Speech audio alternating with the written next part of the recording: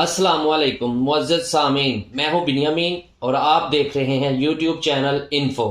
ناظرین، آج سے 20 سال پہلے ڈاکٹر عافیہ صدیقی کو اغوا کیا گیا۔ وہ آج بھی امریکہ کی ایک بدترین jail FMC Texas United States میں ہے۔ آخر وہ کیا وجہ تھی کہ ڈاکٹر عافیہ صدیقی کو اغوا کیا گیا اور 86 سال قید کی سزا سنا دی گئی؟ آخر انہوں نے ایسا کیا فارمولہ تیار کیا تھا جس سے امریکہ خوفزدہ تھا؟ آج ڈاکٹر عافیہ کی رہائی کے لیے کیا کیا کوششیں کی جا رہی ہیں اور جس کی وجہ سے امید کی جا رہی ہے کہ وہ جلد رہا ہو جائیں گی؟ اس سب کے بارے میں جاننے کے لیے ویڈیو کو آخر تک دیکھتے رہیے۔ ڈاکٹر عافیہ صدیقی کے خاندان کی بات کریں تو وہ ایک سادہ سا مذہبی اور پڑھا لکھا گھرانہ تھا۔ ان کے والد کا مذہبی تعلیم کی طرف بہت رجحان تھا۔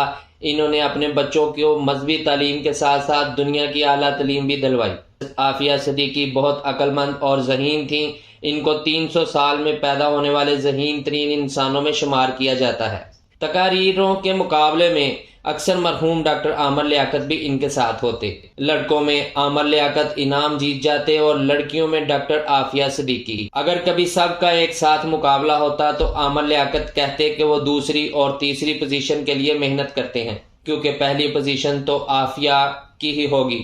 ڈاکٹر عافیہ کے خاندان میں ویسے تو لڑکیوں کی جلد ہی شادی کر دی جاتی، لیکن ان کے بھائی تعلیم کے لیے امریکہ گئے تھے۔ انہوں نے ڈاکٹر عافیہ کو یونیورسٹی آف ہیوسٹن میں اسکالرشپ کے لیے اپلائی کرنے کا مشورہ دیا۔ اس طرح ڈاکٹر عافیہ صدیقی تعلیم حاصل کرنے امریکہ چلی گئیں۔ اس کے بعد انہیں MIT، جو کہ دنیا کی بہترین یونیورسٹی سمجھی جاتی ہے، وہاں سے اسکالرشپ کی آفر ملی۔ وہاں سے انہوں نے بایولوجی میں گریجویشن کیا اور اپنی ریسرچ میں ایوارڈ بھی حاصل کیا۔ اس کے بعد انہوں نے PhD بھی کی۔ کہا جاتا ہے کہ ڈاکٹر عافیہ نے اپنی تعلیم کے دوران ایک ایسی ریسرچ بھی کی تھی جو امریکہ کے بڑے بڑے سائنسدان بھی نہیں کر سکے تھے۔ اس ریسرچ کا استعمال کرتے ہوئے کسی بھی ملک کے لیے ایک بہترین دفاعی نظام بنایا جا سکتا تھا، یعنی بہت طاقتور ہتھیار بنائے جا سکتے تھے۔ امریکہ کے کچھ سائنسدانوں کو اس بات کا پتہ لگا تو انہوں نے امریکی اداروں کو اس بات کی خبر دی کہ ڈاکٹر عافیہ کے پاس ایک بہت ہی اہم ریسرچ ہے جو اگر پاکستان کے ہاتھ لگی تو ہمارا بہت نقصان ہوگا۔ اس طرح ڈاکٹر عافیہ صدیقی سے وہ ریسرچ حاصل کرنے کے لیے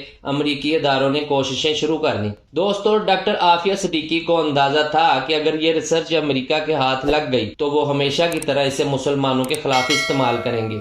اسی وجہ سے ڈاکٹر عافیہ صدیقی نے وہ ریسرچ ایک راز کی طرح اپنے پاس رکھی۔ ڈاکٹر عافیہ صدیقی ایک نہایت ذہین خاتون تھیں۔ انہوں نے یہ ذہانت بہترین طریقے سے استعمال کی۔ انہوں نے ایک ایسا پلان تیار کر رکھا تھا کہ جس سے مسلمانوں کو قرآن کی صحیح معنوں میں تعلیم دی جاتی۔ انہوں نے اپنی پڑھائی کے دوران تعلیمی اداروں میں ایسی تقاریر بھی کی جس میں انہوں نے اس بات کا اظہار کیا کہ اب مسلمانوں کے ایک ساتھ مل کر کھڑا ہونا چاہیے۔ کس طرح وہ بچپن میں ہی مسلمانوں کو قرآن کی تعلیم دلوانا چاہتی تھی۔ ان کا پلان تھا کہ بچے قرآن پر فوکس کرتے ہوئے دنیاوی تعلیم بھی قرآن کے ذریعے ہی حاصل کریں۔ وہ بزنس کے اصول قرآن سے سیکھیں۔ انہیں طب قرآن کے ذریعے سکھایا جائے۔ ایک ملک کو چلانے کے لیے اصول قرآن اور حضرت محمد صلی اللہ علیہ وآلہ وسلم کی زندگی سے سکھائی جائے۔ ناظرین، 1995 میں ڈاکٹر عافیہ صدیقی کی شادی امجد خان سے ہو گئی اور 1996 میں ان کا پہلا بیٹا احمد پیدا ہوا۔ ان کی شادی شدہ زندگی خوشگوار نہیں تھی۔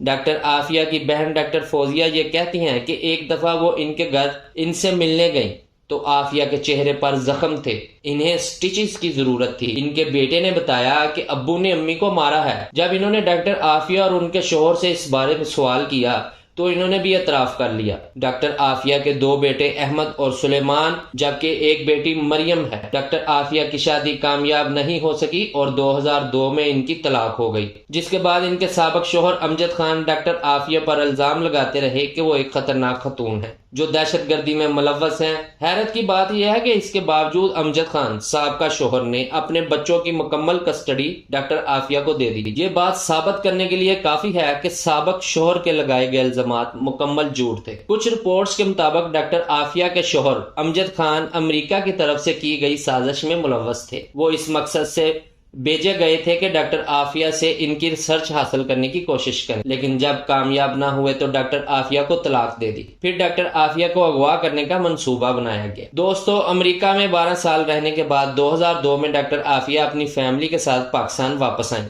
31 مارچ 2003 کے دن کراچی میں ڈاکٹر عافیہ اپنے 3 بچوں کے ساتھ ایک ٹیکسی میں سوار ہوئیں۔ وہ اسلام آباد کی فلائٹ کے لیے ایئرپورٹ جا رہی تھیں، لیکن راستے میں ہی کچھ لوگوں نے ان چاروں کو روکا اور ٹیکسی سے نکال لیا۔ اگلے 5 سال یعنی 2008 تک وہ سب غائب رہے۔ 2008 میں امریکی اداروں کی طرف سے ڈاکٹر عافیہ کے گھر والوں سے رابطہ کیا گیا اور ڈاکٹر عافیہ کے بڑے بیٹے احمد کو ڈاکٹر عافیہ کے حوالے کر دیا گیا۔ اس کے بعد وہ اپنی خالہ ڈاکٹر فوزیہ اور اپنی نانی کے ساتھ رہتا ہے۔ اس کے بعد 2010 میں DNA ٹیسٹ کے بعد ڈاکٹر عافیہ کی بیٹی مریم کو ڈاکٹر فوزیہ کے حوالے کر دیا گیا۔ ڈاکٹر عافیہ کو افغانستان میں بگرام ڈیٹینشن سیل میں رکھا گیا تھا۔ 2006 میں معظم بیگ کی ایک کتاب اینمی کمبینٹ کے نام سے آئی۔ معظم بیگ گوانتانامو اور بگرام میں قیدی رہ چکے تھے۔ انہوں نے اپنی کتاب میں یہ ذکر کیا کہ بگرام جیل میں انہیں ایک عورت کی انتہائی دردناک چیخیں سنائی دیتی تھیں۔ وہاں ایک عورت قیدی نمبر 605 اور گرے لیڈی آف بگرام کے نام سے مشہور ہو گئی تھی۔ کچھ لوگوں نے یہ خیال کیا کہ ہو سکتا ہے وہ ڈاکٹر عافیہ ہی ہوں، لیکن یہ بات یقین کے ساتھ نہیں کہی جا سکتی تھی۔ 2008 میں ڈاکٹر عافیہ کو قید سے رہا کیا گیا اور ان کے پاس ایک بچے کو لے کر گئے۔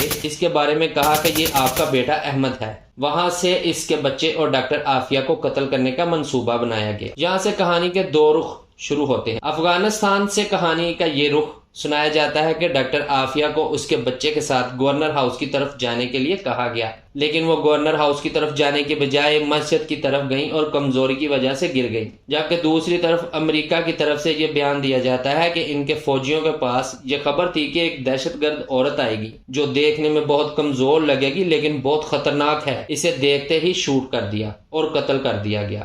یہ ایک جھوٹی خبر تھی جو یقینی طور پر ان کے گھر والوں اور پاکستانی قوم کے لیے بہت تکلیف دہ رہی۔ ڈاکٹر عافیہ پر الزام لگایا گیا کہ انہوں نے امریکہ کے فوجی افسروں پر قاتلانہ حملہ کرنے کی کوشش کی، جبکہ عینی شاہدین کے مطابق ڈاکٹر عافیہ اتنی کمزور حالت میں تھی کہ مسجد کی دیوار کے قریب گر گئی۔ دوستو، سوال یہ ہے کہ اس حالت میں ڈاکٹر عافیہ نے فوجی افسران پر حملہ کیسے کیا؟ یقیناً یہ بہت بڑا اور جھوٹا الزام تھا جو ڈاکٹر عافیہ پر لگایا گیا تھا۔ دوستو، 2010 میں امریکی عدالت میں سماعت ہوئی اور ڈاکٹر عافیہ کو کورٹ میں پیش کیا گیا۔ ان کے دانت ٹوٹے ہوئے تھے، بازوؤں پر زخم تھے اور زنجیروں میں جکڑا گیا تھا۔ وہاں ان کے بھائی بھی موجود تھے، لیکن انہیں ڈاکٹر عافیہ سے ملنے کی اجازت بھی نہیں دی گئی۔ اس پیشی کے دوران تمام ثبوت ڈاکٹر عافیہ کے حق میں تھے۔ میڈیکل رپورٹس گواہ تھیں کہ ان پر کس قدر تشدد کیا گیا، لیکن اس سب کے باوجود ڈاکٹر عافیہ کو 86 سال قید کی سزا سنا دی گئی۔ ہاں جی، 86 ایئرز کی سزا سنا دی گئی۔ آج ڈاکٹر عافیہ امریکہ کی FMC کاسویل جیل میں ہے، جسے جہنم کے گڑھے سے تشبیہ دی جاتی ہے۔ یہ جیل باہر کی دنیا سے مکمل طور پر کٹی ہوئی ہے۔ وہاں ان پر جسمانی تشدد، جنسی زیادتی اور ہر طرح کا ظلم کیا جاتا ہے۔ ان کے لیے بھیجے گئے خط بھی واپس کر دیے جاتے ہیں۔ ڈاکٹر عافیہ